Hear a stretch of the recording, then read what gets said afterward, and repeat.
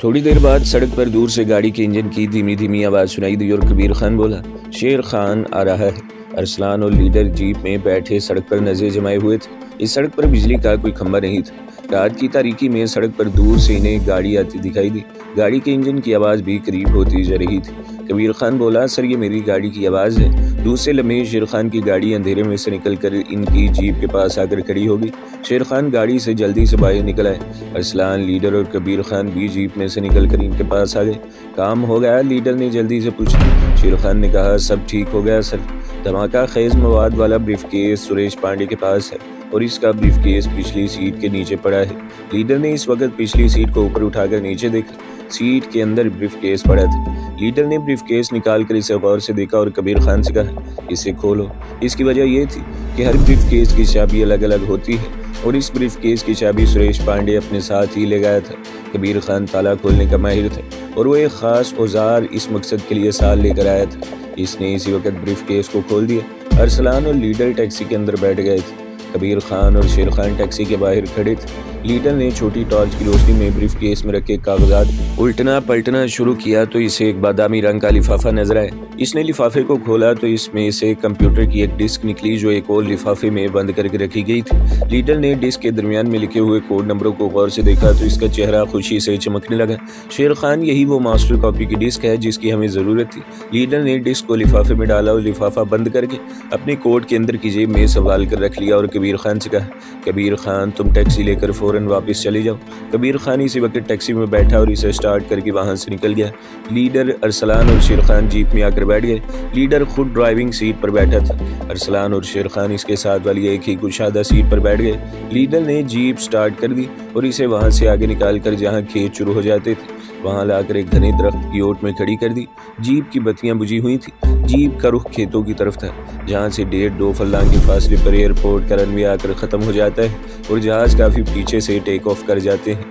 जिस ट्रांसपोर्ट तैयारी को देखने के लिए ये लोग वहां छुप कर बैठे थे, इसे भी यहीं से टेक ऑफ करना था। जहाज की फ्लाइट इन लोगों की इतला के मुताबिक रात 1 बजे के बाद थी, जो 1:15 या 1:20 ही हो सकती थी। वहां से रनवे तो दिखाई नहीं देता था, मगर जब कोई बड़ा जहाज उड़ान भरने के लिए रनवे पर दौड़ने लगता था तो वहां से जहाज नजर आ जाता था।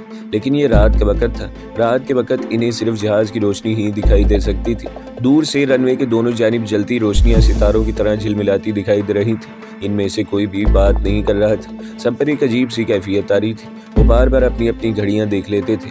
आखिर शेर खान ने खामोशी के तिलिस्म को तोड़ते हुए कहा, मेरा ख्याल है फ्लाइट का टाइम हो गया है। मेरा भी यही ख्याल है, लीडर ने आहिस्ता से कहा। सबकी नज़र दूर इस जगह पर लगी हुई थी जहाँ से रात के अंधेरे में इन्हें दौड़ते हुए तैयारी की रोशनी नजर आनी थी। अभी तक वहाँ कुछ भी नहीं था। सबके दिल में एक ही ख्याल था कि कहीं ब्रीफकेस का राज न खुल गया और फ्लाइट मनसूख न कर दी गई हो, मगर जुबान से इसका कोई भी इजहार नहीं कर रहा था। शेर खान के दिल में भी तरह तरह के शुबूक व शुबहात पैदा हो रहे थे। अचानक दूर से एक जानिब से रोशनी का गुबार सा घूम कर एक तरफ को मुड़ता दिखाई दिया। लीडर ने चौंक कर कहा, तैयारा टेक ऑफ पॉइंट पर आ रहा है। इसका अंदाजा सही था। दिल्ली से मद्रास जाने वाला ट्रांसपोर्ट तैयारा L119 रनवे पर टेक ऑफ करते हुए अपनी टेक ऑफ पॉइंट की तरफ घूम गया था। इसकी हेडलाइट्स रोशन थी। यही रोशनी इन्हें गुबार की रोशनियों में एक तरफ को मुड़ती हुई नजर आई थी। दूसरे लम्हे इन्हें तैयारे की तेज रोशनी नजर आने लगी। फिर ये रोशनी बुझ गई। लीडर ने कहा, तैयारा टेक ऑफ करने वाला है। तैयारा L119 टेक ऑफ पॉइंट पर आकर खड़ा हो गया था। इस तैयारे में सुरेश पांडे अपना ब्रीफकेस गोद में रखे सीट पर बैठा था। 4 बॉडीगार्ड जो एयरपोर्ट के अंदर से इसके साथ हो गए थे और उन्होंने सुरेश पांडे को अपनी हिफाजत में ले लिया था। इसके आगे और पीछे सीटों पर बैठे थे। ये मुसाफिर बरदार तैयारा नहीं था, माल लाने ले जाने वाला तैयारा था, मगर इसके अंदर 6-7 नशिस्तें बना दी गई थी। तैयारे के दोनों हवाबाजों और अमले के दूसरे अरकान को भी इल्म न था कि सुरेश पांडे ब्रीफकेस में क्या ले जा रहा है। बॉडीगार्ड को भी सिर्फ इतना ही इल्म था कि ये शख्स एटॉमिक कमीशन की कोई बड़ी अहम दस्तावेज साथ लेकर जा रहा है जिसकी हिफाजत अजहद जरूरी है। इनमें से किसी को खबर नहीं थी कि इस वक्त सुरेश पांडे ब्रीफकेस में सिर्फ एक तबाहकुन बम लेकर जा रहा है जिसके फटने के बाद तैयारे के परखचे उड़ने वाले वो 12 के 12 क्रेट भी तैयारे में लदे हुए थे, जिनके अंदर मुख्तलिफ नवादरात थे और जिनमें हर क्रेट के ढकने के अंदर के साइड पर धमाका खेज टेप चिपकी हुई थी। ये टेप 50-50 मन वजनी 1 दर्जन बमों के धमाके से कम शिद्दत की नहीं थी। ट्रांसपोर्ट तैयारा L119 टेक ऑफ पॉइंट पर खड़ा था और इसके चारों जेट इंजन स्टार्ट हो गए थे। जिनकी गूंज अरसलान और लीडर और शेर खान को इतने फासले पर भी सुनाई दे रही थी। फिर एकदम से तैयारा पूरी रफ्तार के साथ रनवे पर दौड़ने लगा। तैयारे की सुर्ख और नीली रोशनी दूर से करीब आती जा रही थी। फिर तैयारे ने उड़ान भरी और ज़मीन से बुलंद होना शुरू हो गया और देखते ही देखते मुजाहिदों की जीप से कुछ फासले पर इनके ऊपर से शोर मचाता गुजर गया। लीडर ने तैयारे को देखते हुए कहा, यह ट्रांसपोर्ट तैयारा ही है। इसके बाद लीडर ने जेब में से रिमोट कंट्रोल निकालकर अपने हाथों में थामा और इसके लॉक को खोल दिया। यह लॉक इसके खतरनाक बटन को बंद करने के लिए लगाया जाता है। लीडर जीप से बाहर आ गया। शेर खान और अरसलान भी इसके साथ ही जीप से बाहर आ गए। लीडर ने रिमोट कंट्रोल का रुख जिस तरफ तैयारा आसमान पर परवाज करते हुए बुलंदी हासिल कर रहा था इसकी तरफ कर दिया था। लीडर ने आहिस्ता से कहा, अभी पता चल जाता है कि ये ट्रांसपोर्ट तैयारा L119 ही है या कोई दूसरा तैयारा है। तैयारा रात की तारीकी में आहिस्ता आहिस्ता फिजा में बुलंद हो रहा था। इसके नीचे वायरलेस की सुर्ख और नीली बत्तियां बार बार जल रही थी। बटन के दबते ही फिजा में ऐसी रोशनी हुई जैसे बेशुमार आसमानी बिजलियां एक साथ चमक उठी। इसके 2 सेकंड बाद 2 ज़बरदस्त धमाकों की आवाज़ से रात का सन्नाटा दरहम बरहम हो गया और उन्होंने देखा कि तैयारे के जलते हुए टुकड़े तेज़ी से ज़मीन की तरफ गिर रहे हैं। लीडर ने रिमोट कंट्रोल जेब में रखा और कहा, यहाँ से निकल चलो। थोड़ी ही देर के बाद इनकी जीप रात के सन्नाटे में दिल्ली शहर की दूर से नजर आती रोशनियों की तरफ भागी जा रही थी। आधे घंटे के बाद वो अपनी खुफिया कमीनगाह में दाखिल हो रहे थे। इस वक्त रात के 3 बजने वाले थे। लीडर ने छोटे से कमरे में आते ही एटमी कंप्यूटर डाटा की मास्टर कॉपी वाली डिस्क जेब से निकाली। लिफाफे में से डिस्क को निकालकर इसका भरपूर जायजा लिया और शेर खान से कहा, यह असली मास्टर कॉपी ही है। कल मैं इसे अपने दूसरे खुफिया ठिकाने में लेकर जाऊंगा और इसे कंप्यूटर में डालकर इसको फीड कर दूंगा ताकि अगर डिस्क गुम भी हो जाए तो इसका डाटा हमारे पास महफूज रहे। अब हमें सो जाना चाहिए, किसी किस्म की बातें करने की ज़रूरत नहीं है। और वो वहीं एक तरफ पढ़कर सो गए। अपने मिशन की कामयाबी के बाद इन्हें बड़ी गहरी नींद आई और दूसरे दिन 10-11 बजे तक सोए रहे। जब उठे तो कबीर खान अखबार लिए वहाँ मौजूद था। इसने लीडर को अखबार दिया। अखबार में शह सुर्खी के साथ जहाज़ की तबाही की खबर छपी हुई थी। नीचे सिर्फ इतना ही लिखा था कि रात दिल्ली एयरपोर्ट से एक ट्रांसपोर्ट तैयारा L119 फनी खराबी के बायस परवाज की थोड़ी देर बाद ही तबाह हो गया। इसे दहशतगर्दी की कार्रवाई नहीं समझा जा रहा। एयरपोर्ट के जिम्मेदार जराये का कहना है ये हादसा जहाज के एक इंजन में अचानक आग भड़क उठने और फिर पेट्रोल की टंकी के फटने से हुआ। लीडर ने कहा, भारतीय हुकूमत को यही कहना चाहिए था। वो ये कैसे कह सकते थे कि इस जहाज में एक इंतहाई अहम खुफिया दस्तावेज ले जाई जा रही थी। जहाज की तबाही की खबर एटॉमिक कमीशन के हेड ऑफिस में पहुंची तो इसी वक्त कमीशन के डायरेक्टर जनरल को वजीर दफा के बंगले पर तलब कर लिया गया। वजीर दफा ने डायरेक्टर जनरल को पहला सवाल ये किया, एटॉमिक कंप्यूटर डाटा हमारे मास्टर प्लांट में फीड हो चुका था। डीजी ने कहा, जी हाँ, हम इस तरफ से कैसे गाफिल रह सकते थे। हमने सीक्रेट एटमी डाटा को 7 जगहों पर फीड किया हुआ है। जहाज के क्रैश हो जाने की वजह से अगर इसकी मास्टर कॉपी ज़ाया हो गई है तो क्या हुआ। इस किस्म के हादसात के पेश नज़र हमने एटमी डाटा अपने पास फीड करके महफूज करके रख लिया है। वज़ीर दफ़ा ने इत्मीनान का सांस लेते हुए कहा, लेकिन ये क्रैश क्यों हुआ? हम इसकी पूरी इंक्वायरी करेंगे। हमें ये दहशतगर्दी का वाक़या लगता है। हमने एयरपोर्ट के आधे अमले को मुअत्तल कर दिया है। भारतीय हुकूमत को इल्म ही नहीं था कि जिस एटमी राज को उन्होंने अपने ख्याल में जहाज़ के तबाह हो जाने के बावजूद अपने पास छुपा कर रखा हुआ था, वो राज मास्टर कॉपी कंप्यूटर डिस्क की शक्ल में कश्मीरी मुजाहिदीन के पास पहुंच चुका था। और चूंकि हुकूमत और इंडियन एटॉमिक एनर्जी कमीशन को पूरा यकीन था कि इनका इंतहाई खुफिया एटमी राज अभी तक इनके पास महफूज है और मास्टर कॉपी की डिस्क किसी दूसरे मुल्क के हाल लगने की बजाय सुरेश पांडे के साथ ही जहाज में जलकर राख हो गई है, इसलिए इन्हें इस एटमी फार्मूले में किसी किस्म की फनी तब्दीली करने की जरूरत नहीं थी। और कमांडो अरसलान, शेर खान और लीडर यही चाहते थे और जो कुछ वो चाहते थे वो इसमें कामयाब हो गए थे। इसी दिन लीडर अपनी दूसरी खुफिया कमीनगाह में पहुंच गया। वहाँ इसने जाते ही एटमी सीक्रेट वाली मास्टर कॉपी को कंप्यूटर में फीड करके इसको अपने पास महफूज कर लिया। अब ये मास्टर कॉपी ने पाकिस्तान पहुंचानी थी ताकि पाकिस्तान अपने हमसाया मुल्क की पाकिस्तान दुश्मन सरगर्मियों से बाखबर रहे और इनका तोड़ दरियाफ्त कर सके।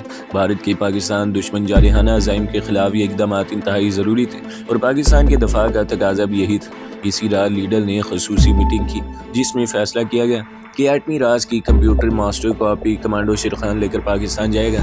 इस मुहिम के सिलसिले में शेर खान को दिल्ली से पहले कश्मीर जाना था और फिर वहां से बॉर्डर क्रॉस करके पाकिस्तान पहुंचना था। ये एक तो लंबा सफ़र था, दूसरा दिल्ली से जम्मू कश्मीर तक रास्ते में CID ने तैयारी के क्रैश के बाद अपना पूरा जाल फैला दिया था। इसकी पूरी रिपोर्टें लीडर के खुफिया हेडक्वार्टर तक पहुंच रही थी। कमांडो अरसलान ने कहा, शेर खान को पाकिस्तान पहुंचाने का कोई और तरीका नहीं हो सकता। दूसरे तरीके भी हो सकते हैं, लेकिन इस वजह से हमारे पास कई मसाइल आ सकते हैं। मेरे नज़दीक शेर खान को आज़ाद कश्मीर की पहाड़ियों में ही किसी जगह से कंट्रोल लाइन अबूर करनी होगी। क्यों शेर खान, तुम्हारा क्या ख्याल है? शेर खान अच्छी तरह जानता था कि लीडर की तजवीज़ इंतहाई माकूल है। इसने कहा, सर मैं आपकी तजवीज़ से इत्तफाक करता हूँ। लीडर कहने लगा, लेकिन तुम्हें ये नहीं भूलना होगा कि इस बार तुम अकेले ही इस मुहिम पर नहीं जा रहे होगे। तुम्हारे साथ एक ऐसे कीमती राज की दस्तावेज़ भी होगी जिसको पाकिस्तान पहुँचाना अज़हद ज़रूरी है। शेर खान ने कहा, मैं इस मुहिम की अहमियत से वाकिफ़ हूँ सर, आप मुतमईन रहिए। ये दस्तावेज़ इंशाअल्लाह बहुत जल्द पाकिस्तान के मुतल्लिका हुक्काम के पास हर हालत में और बहुत जल्दी पहुँच जाएगी इंशाअल्लाह। शेर खान बोला, वो मेरे लिए कोई मुश्किल नहीं है। लीडर ने कहा, एटमी डाटा की इस मास्टर कॉपी को संभाल कर रखना। शेर खान ने कहा, आप बेफिक्र नहीं, मैं इसकी अपनी जान से भी ज़्यादा हिफाजत करूँगा। दूसरा दिन सफ़र की तैयारी में गुजर गया। शेर खान ने कंप्यूटर की डिस्क को लिफाफे में बंद करके लिफाफे को एक लंबे रुमाल में लपेटा और फिर इसे अपने पेट के साथ बुनियान के अंदर बांध लिया था। दिल्ली से कमांडो अरसलान और शेर खान रात के वक्त गाड़ी में सवार हुए। दूसरे दिन सुबह के वक्त वो अमृतसर पहुंच गए। इस दफ़ा भी वो जलंधर की बजाय अमृतसर से वाया पठानकोट जम्मू तक सफ़र करना चाहते थे, क्योंकि जलंधर का इलाका हसास इलाका था और वहाँ ख़तरा ज़्यादा था। अमृतसर में शेर खान को सिर्फ एक ही ख़तरा था कि दहशतगर्द भोशन की पार्टी का कोई आदमी इसे देख न ले, क्योंकि इन लोगों का हेडक्वार्टर अमृतसर में ही था। इस खतरे से बचने के लिए शेर खान ने यह किया कि इसने गुलबंद से अपना आधा चेहरा छुपा लिया। अरसलान इसके साथ था। दोनों स्टेशन पर उतरने के फौरन बाद अमृतसर पठानकोट सर्विस के लारी अड्डे पर आ गए और अलग जगह पर बैठ गए। सर्दियों का मौसम था। इन पहाड़ी इलाकों की तरफ लोग कम सफ़र करते थे। सिर्फ लोकल यानी दुकानदार और सरकारी लोगों का ही ज़्यादा आना जाना था। इन्हें लारी के लिए ज़्यादा देर इंतज़ार न करना पड़ा। एक लारी अभी पूरी भरी भी नहीं थी कि वो जम्मू की तरफ रवाना होगी।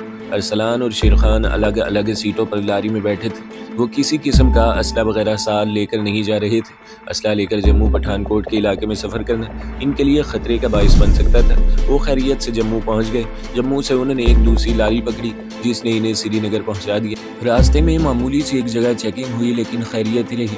श्रीनगर अपने खुफिया ठिकाने पर पहुंचने के एक दिन बाद कमांडो शेर खान ने आज़ाद कश्मीर की जानिब अपना ख़तरनाक सफ़र शुरू कर दिया। ये बड़ा दुश्वार गुजार और ख़तरनाक सफ़र था। कंट्रोल लाइन के दोनों जानिब दोनों मुल्कों की फौजों ने मोर्चे संभाल लगे थे, लेकिन कमांडो शेर खान के साथ एक गाइड था जो इसे बड़े खुफिया और निस्बतन कम खतरे वाले इलाके में से ले जा रहा था। एक जगह आकर गाइड ने कहा, यहाँ से तुम्हें अकेले ही सफ़र करना होगा। ये एक खाई तुम देख रहे हो, उसकी दूसरी जानिब आज़ाद कश्मीर की पहाड़ी शुरू हो जाती है। गाइड शेर खान को छोड़कर वापस चला गया। शेर खान खाई में उतर गया। खाई के दोनों किनारे ऊंचे थे और वहाँ जिसे पंजाबी में काने कहते हैं, इनकी झाड़ियाँ उगी हुई थी। खाई खुश्क थी और छोटे बड़े पत्थर हर तरफ बिखरे हुए थे। शेर खान इस इलाके से पहले कभी नहीं गुजरा था। वो खाई के किनारे की ऊंची दीवार के साथ साथ आगे चला जा रहा था। इसे कोई अंदाजा नहीं था कि ये नोमेज लैंड भारत का बॉर्डर है या पाकिस्तान का बॉर्डर है। अचानक इसे धमाकों की धीमी गूंज सुनाई देने लगी और रुक गया। इसने कान लगाकर सुना, ये तोप के गोलों के धमाके थे और गोले कहीं दूर फट रहे थे। कंट्रोल लाइन पर भारत की फौज आज़ाद कश्मीर के इलाके में कंट्रोल लाइन के पास गोलाबारी करती ही रहती है। इसके बाद दूसरी तरफ से भी गोले आने शुरू हो गए। इन लोगों के धमाके करीब सुनाई दे रहे थे। यह आज़ाद कश्मीर की फौज की जवाबी गोलाबारी थी। इस वक्त कंट्रोल लाइन अबूर करना मौत को दावत देने के बराबर था। शेर खान वहीं झाड़ियों के पास बैठ गया और गोलाबारी बंद होने का इंतजार करने लगा। कोई 1 घंटे के बाद दोनों तरफ से गोलाबारी रुक गई। शेर खान उठकर चलने लगा। खाई आगे जाकर बाएं जानिब मुड़ गई। जहां खाई मुड़ती थी शेर खान वहां जाकर रुक गया। वो सोचने लगा कि खाई से बाहर निकले या खाई के अंदर ही चलता रहे। कुछ पता नहीं था कि खाई जो दाएं जानिब मुड़ती है आगे जाकर कहाँ निकल जाती है। आखिर इसने खाई से बाहर निकलने का फैसला कर लिया। इस वक्त सूरज गुरूब हो चुका था और शाम का धुंधला आहिस्ता आहिस्ता गहरा हो रहा था। शेर खान खाई से बाहर निकला है। खाई के किनारे पर आते ही वो बैठ गया और गहरी होती शाम के धुंधल के आहिस्ता आहिस्ता गहरे हो रहे थे। शेर खान खाई से बाहर आया। खाई के किनारे पर आते ही वो बैठ गया और गहरी होती शाम के धुंधलके में सामने की जानिब देखने लगा। सर्दी की वजह से धुंध दरख्तों के दरमियान फैलने लगी थी। जब अंधेरा जरा गहरा हो गया तो शेर खान उठा और सामने की सिमत चल पड़ा। ये जंगलाती इलाका था। दोनों जानिब ऊंची ऊंची पहाड़ियां थी। शेर खान रात की तारीकी में खारदार बाढ़ के करीब आकर रुक गया। ये कंट्रोल लाइन की बाढ़ ही हो सकती थी। आगे जाकर बाढ़ एक जगह से कटी हुई थी और वहाँ काफी बड़ा शुगाफ पड़ गया था। शायद यहाँ किसी तरफ से आकर कोई गोला फटा था। नीचे एक गड़ा भी बना हुआ था जिसमें से बारूद की बू आ रही थी। गोले को फटे ज्यादा देर नहीं हुई थी। शेर खान खारदार बाढ़ के शुगाफ में से दूसरी तरफ गुजर गया। इतना इसे अंदाजा हो गया था कि वो मकबूजा कश्मीर की तरफ से कंट्रोल लाइन पार करके आज़ाद कश्मीर में दाखिल हो चुका है। रात की तारीकी में दरख्त और झाड़ियाँ धुंधली नजर आ रही थी। शेर खान बेहद एहतियात से काम ले रहा था। थोड़ी दूर चलकर रुक जाता, इर्द गिर्द का जायजा लेता और फिर चलने लगता। इसे दो आदमियों की बातें करने की आवाज़ सुनाई दी तो वहीं झाड़ियों के पीछे छुप गया। आवाज़ करीब आ रही थी, फिर इसे अंधेरे में दो इंसानी सा एक दूसरे के साथ चलते अपनी तरफ आते दिखाई दिए। करीब आए तो ये दोनों फौजी वर्दी में थे। पता नहीं ये भारतीय फौजी थे या आज़ाद कश्मीर की बॉर्डर फोर्स के जवान थे। शेर खान सांस रोके झाड़ियों के पीछे छुपा रहा। दोनों फौजी जवान बातें करते जा रहे थे। ये पेट्रोल पार्टी थी। इनकी गुफ्तगू से शेर खान फौरन समझ गया कि ये मुसलमान है। इनमें से एक फौजी ने इंशाअल्लाह कहा था। इसके बावजूद शेर खान इनके सामने नहीं आना चाहता था। जब दोनों जवान काफ़ी आगे निकल गए तो शेर खान उठा और सामने वाली पहाड़ी की जानिब चलने लगा। वो एक छोटे से गांव में आ गया। गांव में जो चंद एक मकान थे वो गोलाबारी से तबाह हो चुके थे और वहाँ सन्नाटा छाया हुआ था। शेर खान आगे निकल गया। इसी तरह पहाड़ियों में सफ़र करता रहा और फिर एक गांव आ गया जहाँ किसी मुर्ग की अजान देने की आवाज़ रही थी। एक जानिब जरा बुलंदी पर चबूतरे पर एक छोटा सा मकान था जिसके छोटे से सहन में लालटेन रोशन थी। शेर खान को एक आदमी सहन में चलता फिरता दिखाई दिया। शेर खान ने इस तरफ जाना मुनासिब न समझा और जरा फासले पर से होकर आगे चला गया। यहाँ जवार के खेत थे जिनमें फसल खड़ी थी। खेतों के दरमियान तंग सी पगडंडी बनी हुई थी। शेर खान इस पगडंडी पर चल रहा था कि अचानक खेत में से एक आदमी निकलकर इसके सामने आ गया। इसने बुलंद आवाज में पूछा, कौन हो तुम, यहाँ क्या कर रहे हो? शेर खान रुक गया। इस आदमी ने खेस की बुकल मारी हुई थी। शेर खान ने कहा, भाई मैं मुसलमान हूँ, अगले गांव जाना चाहता हूँ, रास्ता भूल गया। इस आदमी ने बड़े गौर से शेर खान को देखा और बोला, कौन से ग्राम से आए हो? शेर खान ने यूं ही एक गांव का नाम ले दिया। इस आदमी ने कहा, जाना कहाँ है? शेर खान ने कहा, भाई अगर तुम मुझे ये बता दो कि रावला कोट यहाँ से किस तरफ है तो तुम्हारी बड़ी मेहरबानी होगी, मुझे रावला कोट ही जाना है। इस आदमी ने कहा, रावला कोट तो यहाँ से बड़ी दूर है। शेर खान ने पूछा, कोई ऐसी सड़क बता दो जहाँ से मुझे रावला कोट वाली बस मिल सकती है। वो आदमी बोला, रात के अंधेरे में तुम रास्ते में भटक जाओगे, मेरे साथ घर चलो, रात आराम करो, सुबह मैं तुम्हें एक आदमी के साथ कर दूंगा, वो तुम्हें वहाँ छोड़ाएगा जहाँ से तुम्हें रावला कोट वाली लारी मिल जाएगी। शेर खान ने कभी ऐसा किया नहीं था, मगर जाने क्यों इसने इस आदमी पर एतबार कर लिया और इसके साथ चल पड़ा। शायद इसे ये ख्याल था कि वो आज़ाद कश्मीर के इलाके में है, यहाँ इसे क्या खतरा हो सकता है। वो आदमी इसे अपने छोटे से देहाती मकान में ले आया। एक कोठरी में चारपाई पर बिस्तर बिछा हुआ था।